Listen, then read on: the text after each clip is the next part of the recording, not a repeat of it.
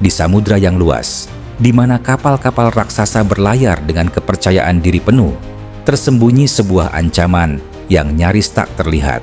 Namanya adalah K-35 Uran, rudal jelajah anti kapal buatan Rusia yang digadang-gadang sebagai kembaran mematikan dari harpun Amerika. Dari luar, ia terlihat sederhana, tidak secepat rudal hipersonik Zircon, tidak sebesar rudal supersonik Onyx. Namun, justru di balik kesederhanaannya terdapat kekuatan strategis yang mengerikan.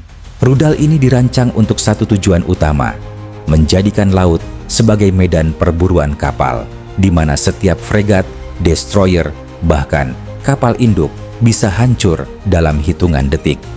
Pertanyaannya, bagaimana jika senjata ini digunakan dalam jumlah besar? Apakah lautan yang selama ini dianggap wilayah dominasi armada besar seperti NATO masih bisa disebut aman?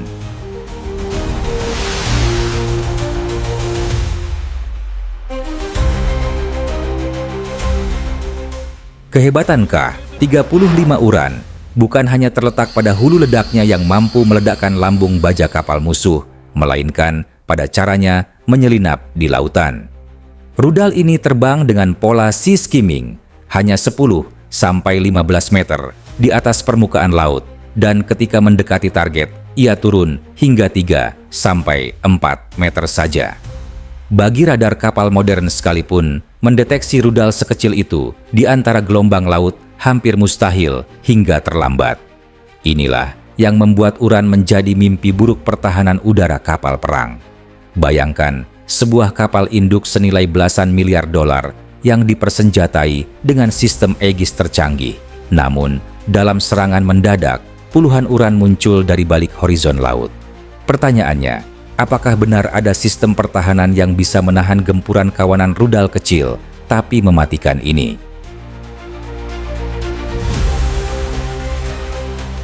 Tidak seperti banyak rudal lain yang hanya bisa diluncurkan dari satu platform tertentu, KH-35 Uran adalah senjata yang serbaguna.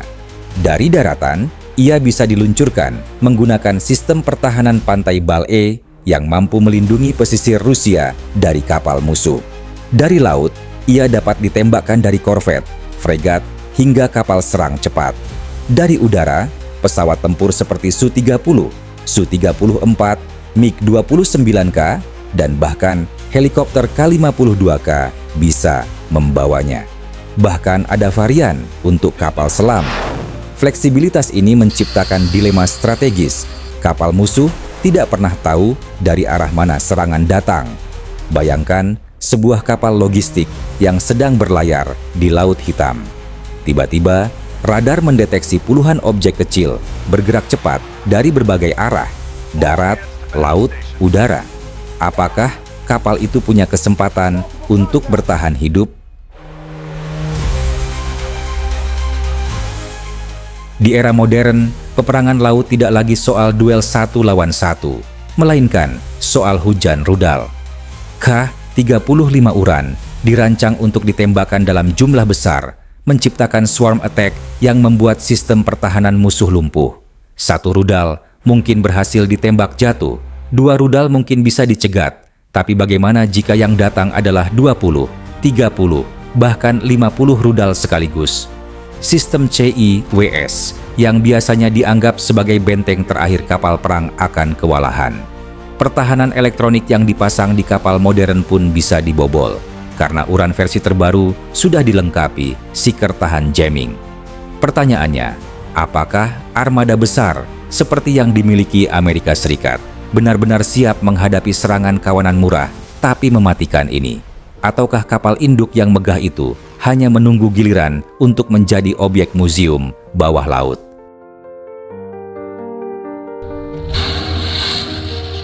Salah satu kehebatan paling menakutkan dari KH-35 Uran adalah rasio biaya dan dampaknya.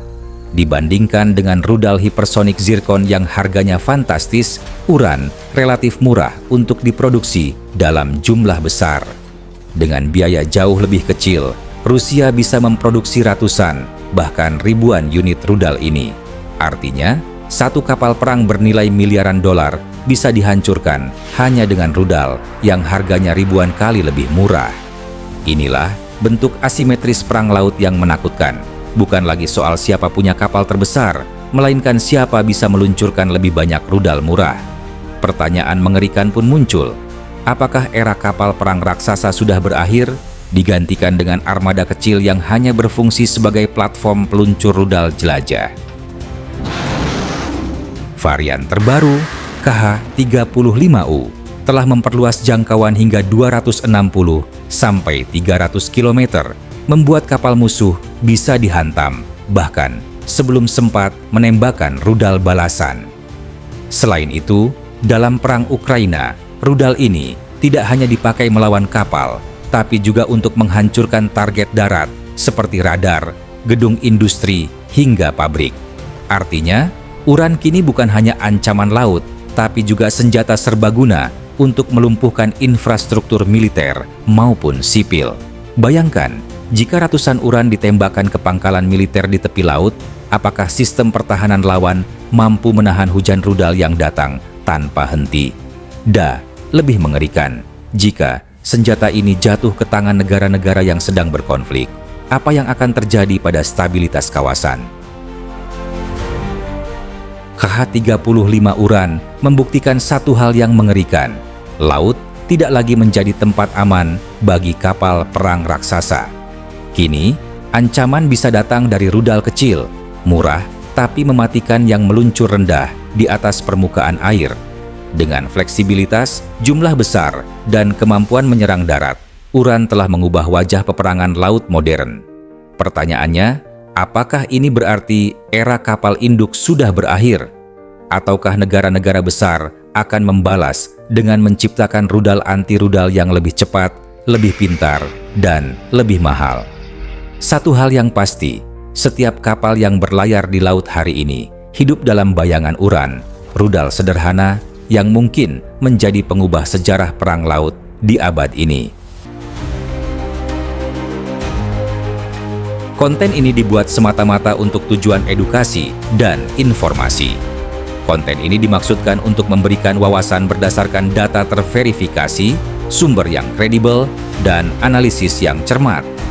Tujuan kami adalah untuk menumbuhkan pemahaman yang lebih mendalam tentang teknologi militer modern dan kejadian terkini, bukan untuk mempromosikan atau mendukung segala bentuk konflik, propaganda, atau agenda politik. Kami sangat menentang penyebaran misinformasi dan berita palsu.